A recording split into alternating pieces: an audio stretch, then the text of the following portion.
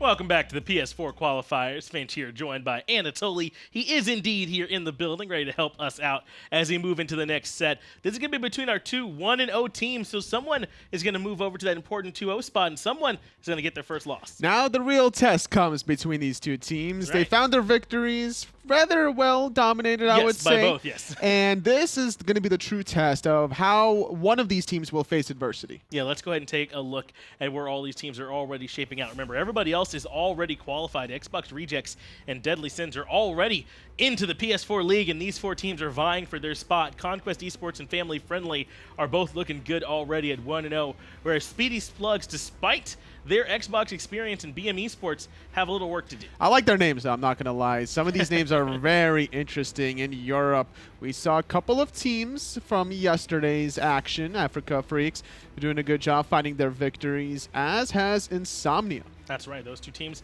both already made it through. Europe has their 4 teams already in the Pro League as well. It's really just a Group B here in North America that's still left to be up in the air. And as we take a look at these top 2 teams, we're about to get into the match between them. We're going to have the front runner really to make it through already. Well, between Family Friendly and Conquest Esports, I got to give it to Double F, man. Their name is just superior.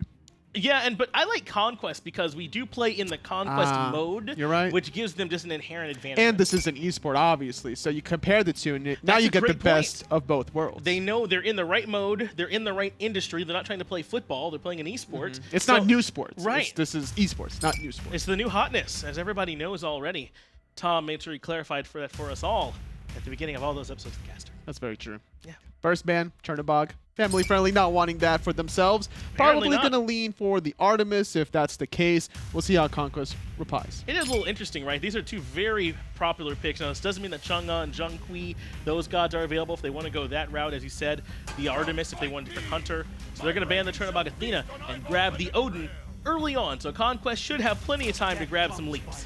But no, going straight for the Xbalanque instead. A great late game presence to be able to disrupt the enemy flow with that Darkest of Nights, but now has to worry a little bit about that cage. Is still very strong. The Darkest Nights can make it hard to follow up even when you are stuck in a ring, so they should be okay. Zhonghui right into the Odin cage as well. They're confident. They are unafraid of this Odin this early on. Conquest are drafting their game regardless of what to cross the way from. With the Ho Yi, the Suns pairing up very well with the cage. Yes. I wouldn't be surprised to see maybe more synergy, potentially the Zeus, maybe a Sylvanas even, really trying to pair up with that Odin cage. Yeah, they feel a bit all in on this strat, don't they? With between the Ho Yi and the Odin, that might even be their duo lane. You never know when here in these best of ones, totally, as the Ho Yi Suns along with the Odin probably in the jungle could be a very strong combination. Could Cullen go right along with them to be another strong warrior to rotate to these fights. Discordia going to amplify some other gods' damage with the passive. I really like that passive in particular because it just encourages more early game aggression, especially in the solo lane when a lot of warriors really like to duke it out almost for no real benefit than to force maybe one stack of a health chalice. But now with Discordia on the board, it makes more sense now for Conquest to get that early game aggression online. Well, you talked about how they might get more follow-up for this Odin cage. I like these banter and Conquest.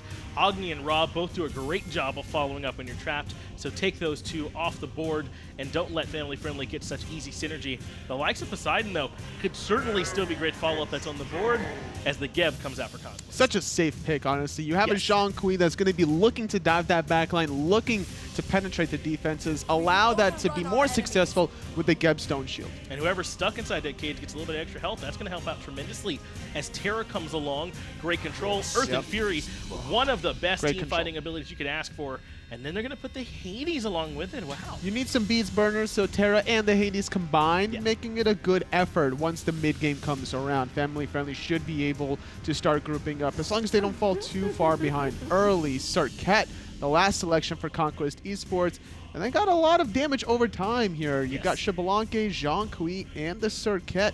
Maybe more than just one Warrior's Blessing could come out for Family Friendly. I like this, though. I mean, what a luxury to get to pick Serket 10th overall. A very strong jungler right now who sometimes I feel like gets overlooked, but this could definitely be strong for them. I mean, Hades does have the one jump, but Serket very good at shredding through someone who's typically tanky, as Hades sometimes can be, so I wouldn't be surprised if SweetPatato is able to cause some problems. Well, we'll see how the potatoes kind of cook as we progress throughout this game. Family friendly on the order side. Lil Tony 313 piloting this Cucullin. Dragon Knight 008, not 007. He ate him, became a 9. Able to evolve just a little bit. Yeah. This Dragon Knight, you know. He's not worried about spying. He's worried about knighting here in the jungle role for them. But we talked a little bit already about how Conquest Esports, or rather, I think you said that you liked family friendly, you liked their name. They might be the ones that come out a little bit better. But Conquest struggled a bit in their first match. I mean, they kind of came from behind up against Speedy Slugs, were able to grab their victory. So we'll see if maybe family friendly after their clean win might not be the ones that we expect to come out a little bit on top, or can Conquest, you know, get another miracle out here and look strong yet again. I like the fact that the Zhang Kui, the way he was positioning himself was behind the Odin archers to be able to drop the card on not only the archers, but also the Odin and get the minion aggro, which disrupts some of the clear for this Odin. So he has to ping pong between his own blue, between the lane, and that little staggered moment of time could definitely drop him from either getting the blue buff shared experience or maybe one minion back to his lane. And once he recognized that it was the Odin he was going against too, he grabbed this Phantom right away. So not going to have the teleport to get him back to lane a little bit earlier. He wants to make sure he's able to get away from that cage. We've seen Zhang Kui's do this because the cage can be so strong against him. Definitely, especially when you're looking to get ganked potentially, when Lil Tony makes his presence in that lane. If you get knocked up before you drop your ultimate, well, Lil Tony's not going to be little anymore. I don't know where aggro is, but maybe, because he would definitely go along with me on this, but maybe Lil Tony knows Lil Sebastian.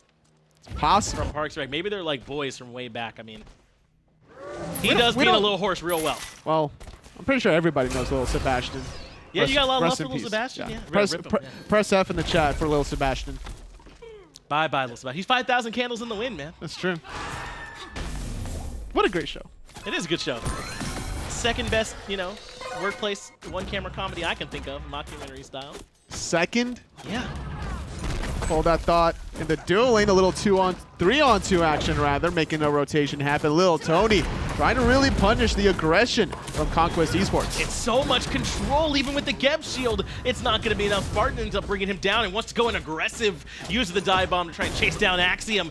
Does have Lil Tony right here in support, but they're not going to be able to catch up. Ricochet forces the beads, even without the mark. The body blocks, unfortunately, didn't allow to find that second kill. SmiteVOD looking for the speed buff invade. Believe he did strip that away very cleanly, leaving Lil Tony no booties. Well, that's the only way that SmiteVOD could punish, really, was without being able to rotate over the dual lane to stop that first blood from going to family friendly. Just strip away some of the jungle.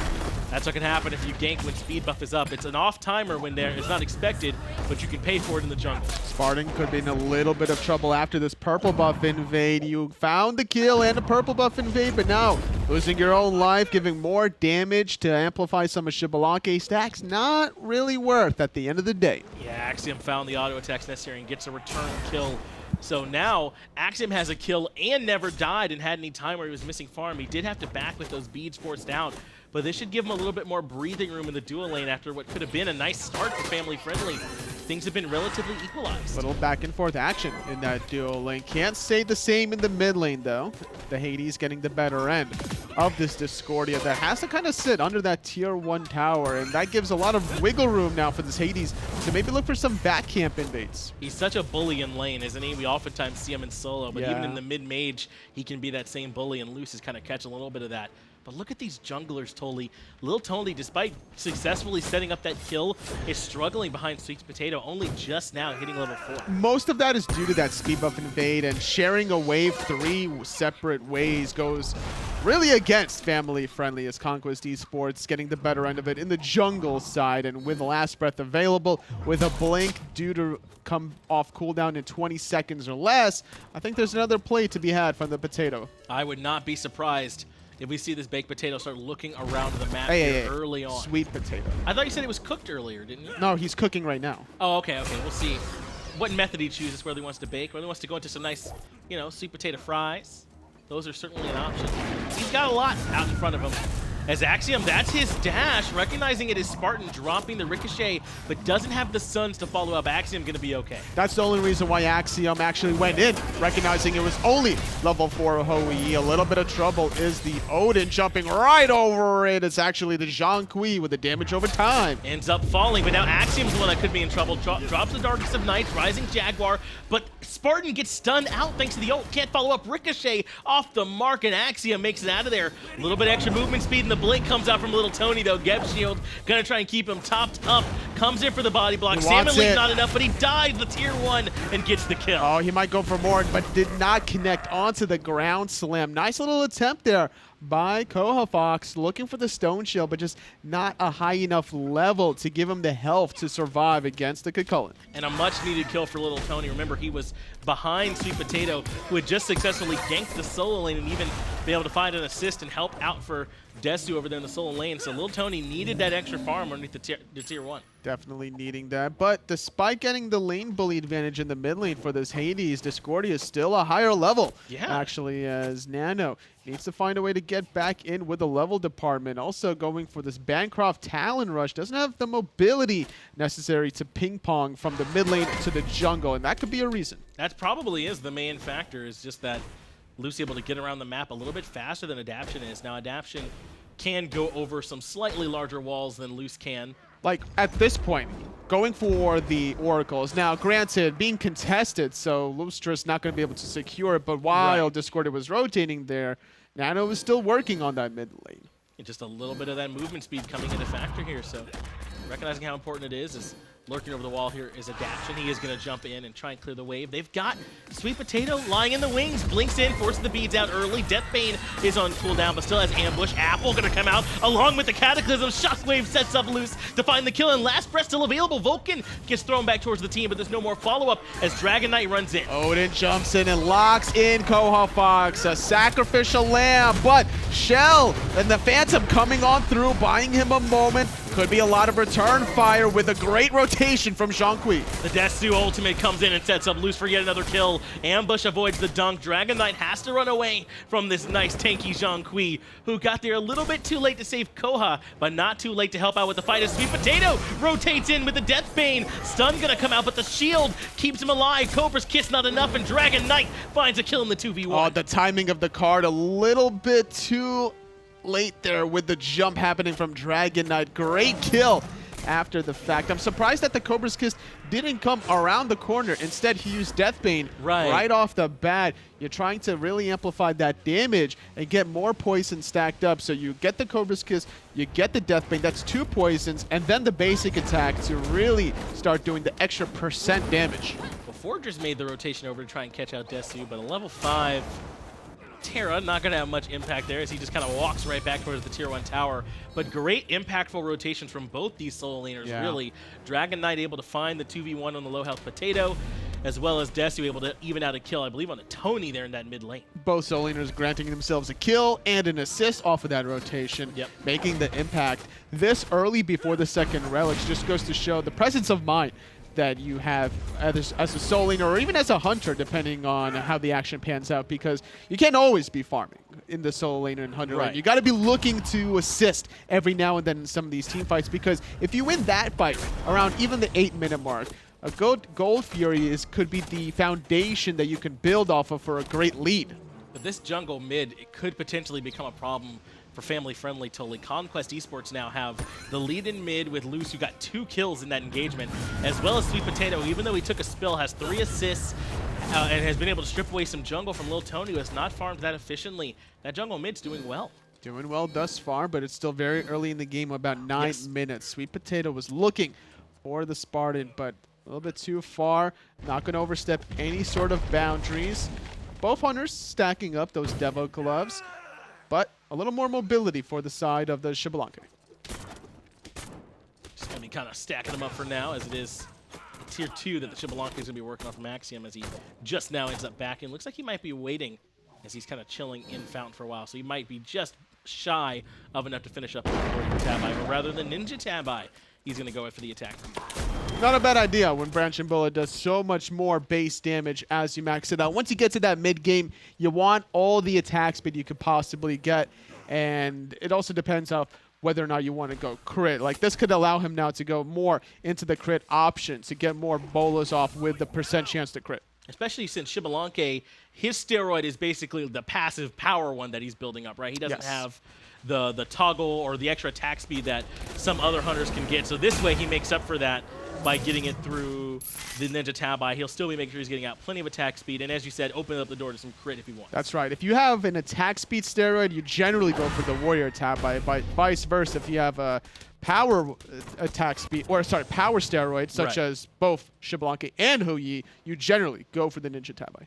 He'll be able to benefit from it greatly here, will Axiom. Still a little bit experience-wise behind Spartan, who just ticked over to the level 10, but not a very big deal at all. They're very close, these two hunters, even in terms of stacks. As Axiom gets caught out by the stun, Dive Bomb comes out aggressive, interrupts the dash, has to drop Darkest Nights, but Sunbreaker's there for the slow. Beads just barely keeps him alive, but Tony blinks in and finishes the kill off. Perfectly done. Great apple coming through in the mid lane. No life. Good turnaround. For Forger Vulcan. I like that from Forger Vulcan, though. He doesn't keep running forward and spread that over to Adaption, so that means it's not as easy for them to continue to dive the tier 1 as Tony trying to get away from cojafox, who's rolling out. Adaption jumping in aggressively, gets punished. That was a miscalculation. That's not the play for a Hades with no defense. Good Cataclysm to buy a moment, but Lil Tony receives to be the victim. Could be set up for even a triple kill as Dragon Knight rotates in low HP. Spartan is here to try and help, but doesn't have his ult. He doesn't have much of anything. He's just fodder to the slaughter. He ends up falling as well. 3 kills now for Conquest Esports. Spartan was assuming that the action would continue a little longer. That pathing of the flank, not ideal with how the rest of the fight unraveled. And with that 3-for-1 at the end of the day, Gold Fury being started by Conquest. I like this idea, Vulcan, but you gotta be careful. It's a 1v5. He has no real contest potential as Gold Fury goes to Conquest. Now Terra gets striped, locked down, and deleted. That's 4 kills really overall that go the way of Conquest and the Gold Fury. They're up 3,000 gold. This build from LusTrouZ has been working out so well. All this cooldown reduction between the Evolved Mage's Blessing and Chronos Pendant doesn't have Shoes of Focus, but the 30% was good enough for him to be able to drop an apple onto Terra at the beginning of the fight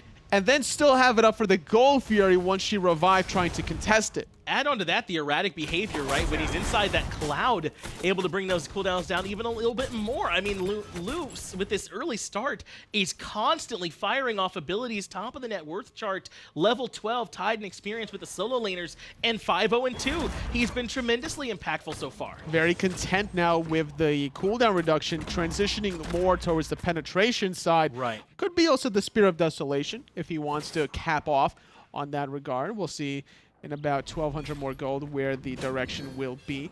But as the game progresses, this little bit of a Gold Fury, 12 minutes in, giving them a little bit of a lead. Not too much to write home about, but 2,500 gold at 13 minutes, not too shabby. He's also comfortably enjoying his own passive, sitting up at the top of the player damage chart. I mean, Luz is going to be a nightmare for them as we approach the 13-minute mark with just as many levels on their mid lane. Discordia has quite a few options if they want to keep this ball rolling, as there's not really anyone there in mid lane. They don't want to go there. They want this fight in the jungle. Dragon Knight gets knocked up and interrupted. Strife is there to root him in place, but they don't have any more follow-up. Just some nice free poke. And this is the advantage of having magical defense against LusTrouZ, because Odin was against Zhong Kui to start the laning phase. Rushing the Pestilence by proxy also helps him survive against LusTrouZ, where in most scenarios, less than 14 minutes in, Warriors will have the physical defense because it'll be a physical warrior versus physical warrior, and then LusTrouZ would have enough burst damage to really lock down that Odin. That's actually a great point. I mean, a lot of the times, this is the one area where the only real check on these solo laners often is the mid-mage because they don't have as much protections against them. But right now, they would kind of be relying on Lil Tony, who's been showing more attention towards duo than anything, coming over for some nice cleanup kills in the jungle. And Dragon Knight waiting on the physical defense, not really getting punished. Not going to get punished quite yet, which is surprised to see MySweetPatato not go for those rotations on the right side while only sitting on the silver breastplate. That could be an easy gank opportunity. We haven't really seen Serket over there much at all. Instead, kind of been looking for any opportunity she could find in this middle lane. Tony is going to come join the fray in that rage form, but doesn't really have much he can add in the 3v3.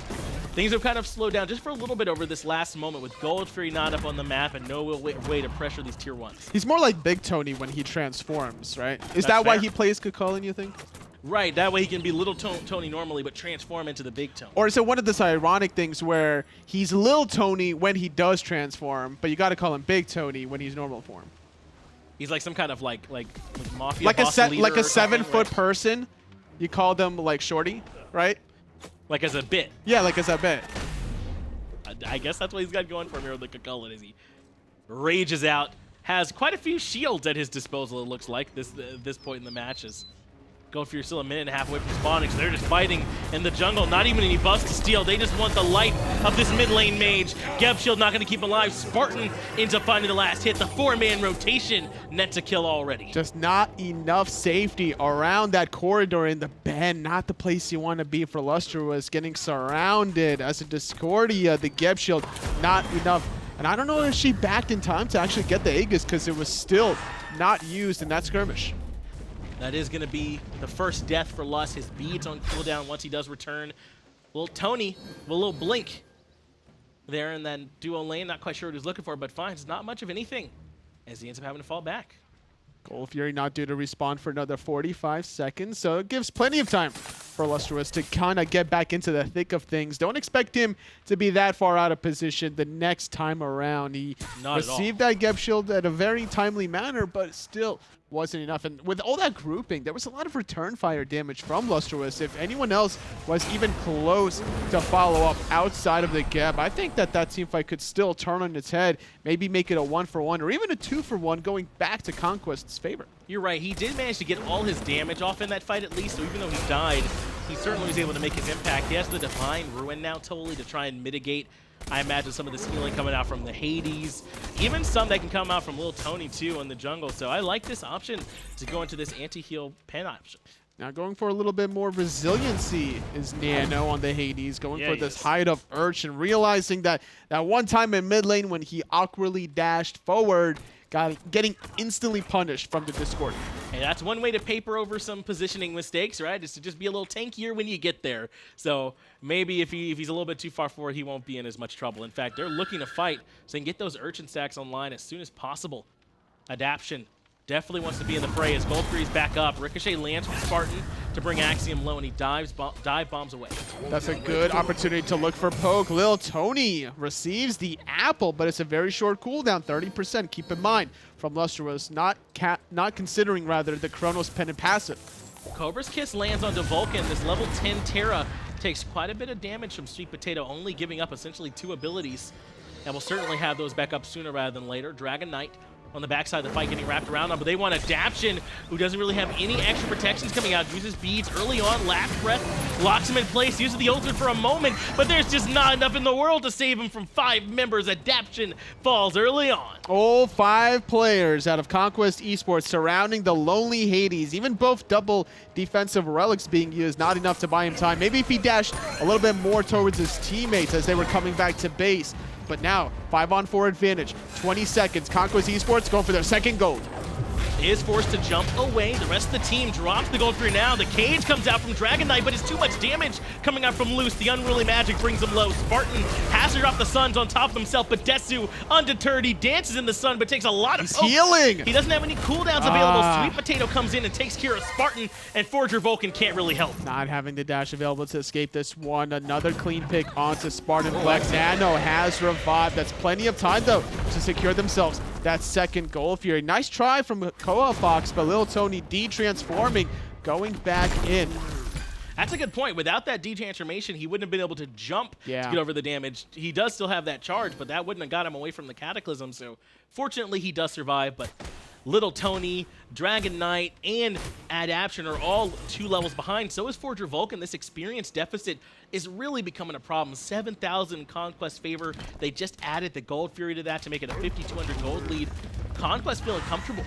Definitely on the up and up. Family friendly, needing to play defense a little bit more unified in some of these engagements. A little more difficult to ask of them, considering that they still need those Gauntlet of Thieves sacks from Forger Vulcan, sitting at about 25 now, about halfway there to receive that extra physical and magical defense aura. But It's also about how they engage, and in a 1v2, engaging onto Dragon Knight in the solo lane. Desu not going to make it through the cage. SmiteVOD doesn't feel the need to jump over. Ambush might have already been on cooldown, so they do force the ult out, but can't get anything else from Dragon Knight. He won't even back. It looks like he's comfortably sitting in lane as the rest of Conquest want the Pyromancer. Lil Tony right here, though, and he sees everything that's happening. He has the blink. He could look for the blink ulti combination, but there's 4 Conquest Esports members. Not too many family friendlies around.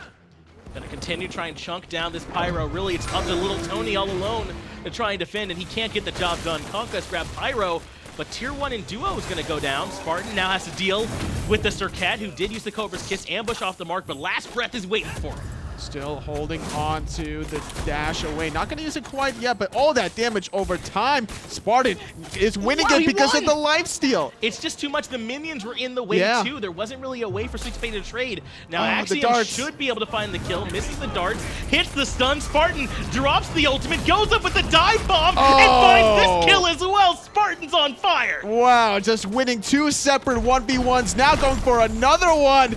Can he do it? Can he be the hero? No! cojafox shuts him down. In the end, it's the Geb that he cannot handle, who now gets trapped in by Adaption's ultimate, trying to pull him back in. Little Tony's gonna dive for loose underneath the Tier 2 tower, but cojafox in trouble. He is able to make it to the rollout. Strife is great to create some space. Oh no, but look where Nano is, receiving some healing in between the Phoenix and the Tier 2 tower. Not too many Conquest Esports around to really punish that positioning, but man, Spartan putting in the work there. But got to give credit to where credit is due. He survived his own, but honestly, SmiteVOD should have had that originally. Yes. He blinks through the purple buff, drops the Cobra's Kiss, but then he basic attacks off the Cobra's Kiss instead of comboing the Deathbane. Not for the first time either. Yeah, he should have used the Deathbane immediately after the Cobra's Kiss, trying to get the second poison stack. The more poison stacks you consume with that basic attack, the more % damage you'll deal. And that's why you normally go for the Cobra's Kiss,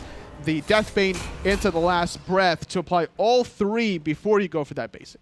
And even if, and the Deathbane looked like it might have been a little off the mark, but even if it hit, he did it in a way where he wasn't positioned right on top of Spartan afterwards, so couldn't really continue to follow up, had to reposition. But I mean, credit to Spartan. Remember when I went through all those experience levels? He was the one I didn't mention because he was still doing well. Great Cobra's Kiss, though. The disengage from SmiteVOD, hitting both, and he'll be out of there. And also on the cleanup, Axiom trying to make it happen. He wrapped around underneath.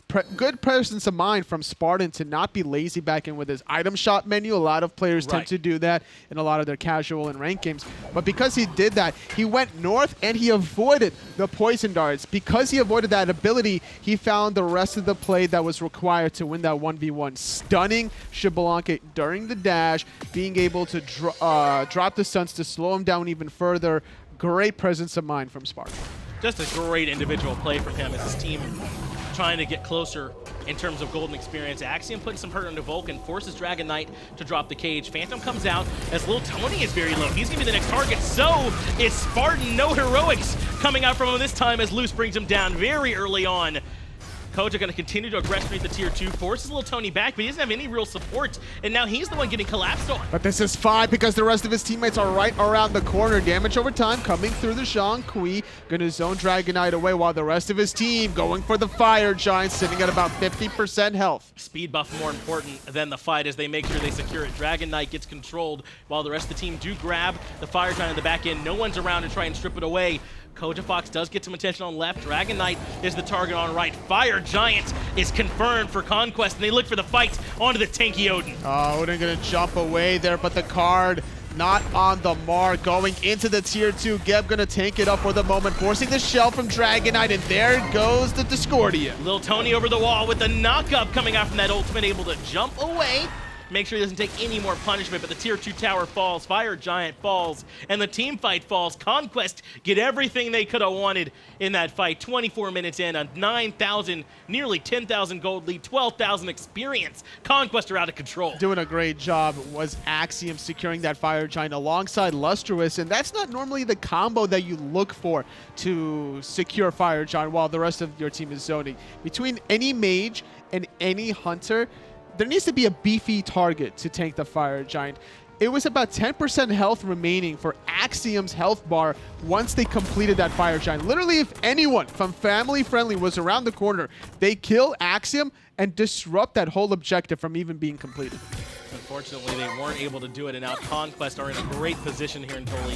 We're going to have a couple more Tier 2 towers. They're going to get the Gold Fury first. And remember, we already have 2 teams qualified in. I believe 5 Deadly Syndromes as well as Xbox Rejects are already in. There's only 2 more spots left. Conquest, if they grab this second victory, they'll be in a great spot to, at the very least, if it works out that way, get a 3-way tie, if not just right out qualify.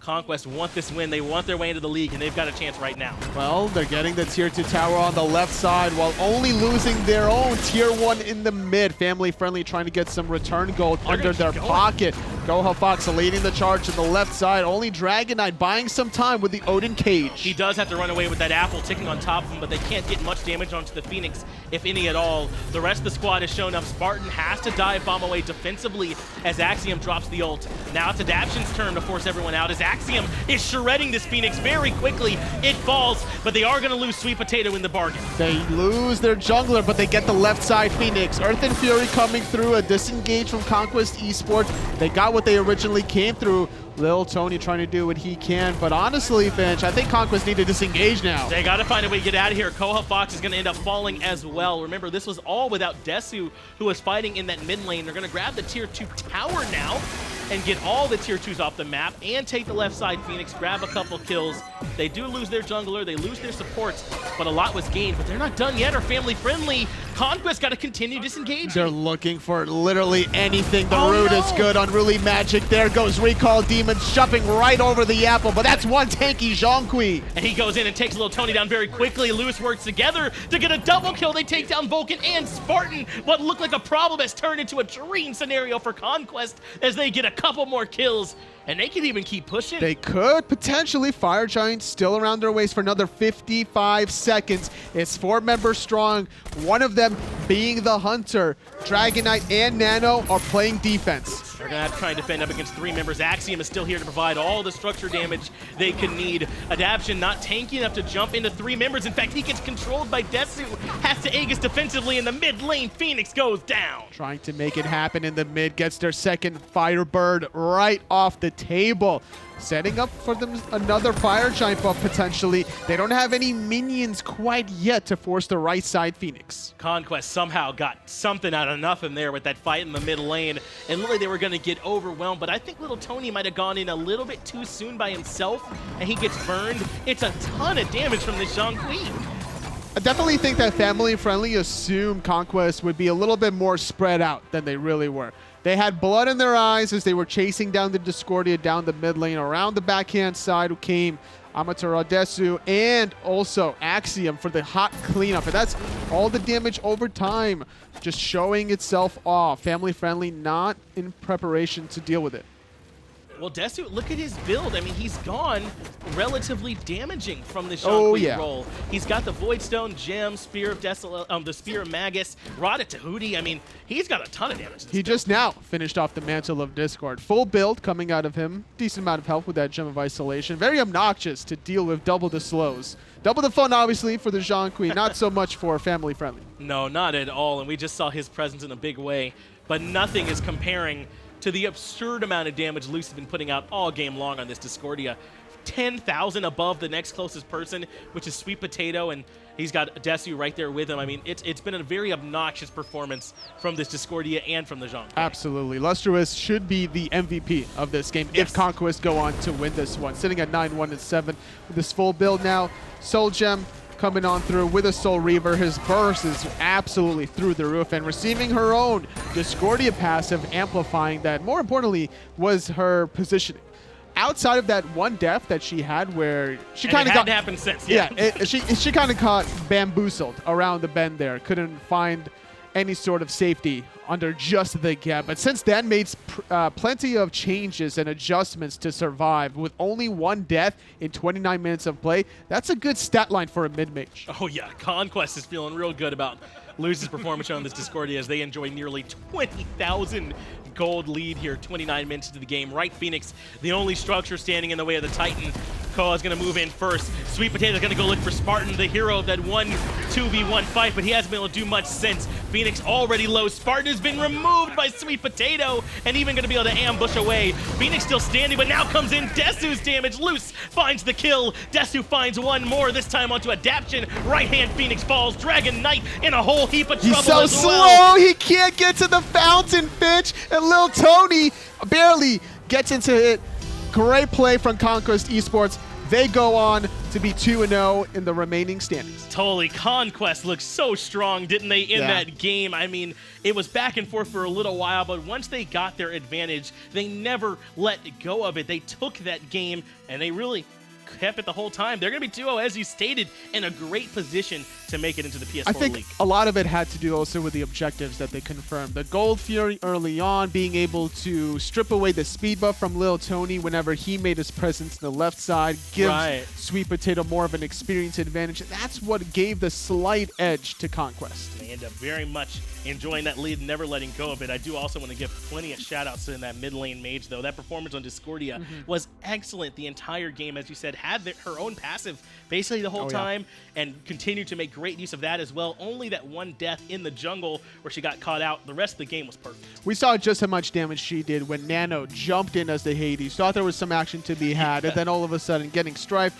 Unruly Magic, blown up before he was able to build into the height of the Urchin, and that's a squishy Hades that you don't want to have on your side, which is why a lot of Hades are played in the solo lane. With a Warrior's Blessing, with some more MP5 with a blue buff, you got a lot of sustain for yourself. Yeah, that was the dive in that I think prompted the Urchin build right after that, right? Hades realized he just wasn't tanky enough, but that's going to do it at least for that set. 2-0 now for Conquest Esports.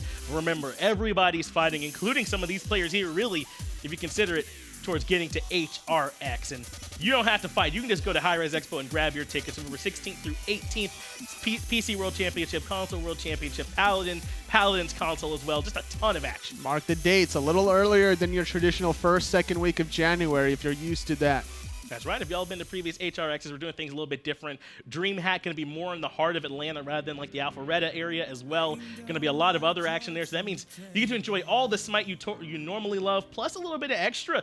We're doing a lot of real nice stuff for y'all here this year. I mean, be grateful out there, Mixer chat. Feels good, man. Feels good, man. And this is halfway point of the day, Finch. That was game number 3. That's right. We got some more PS4 action coming y'all's way. So we're going to take a quick break, get those games ready, and we'll be right back.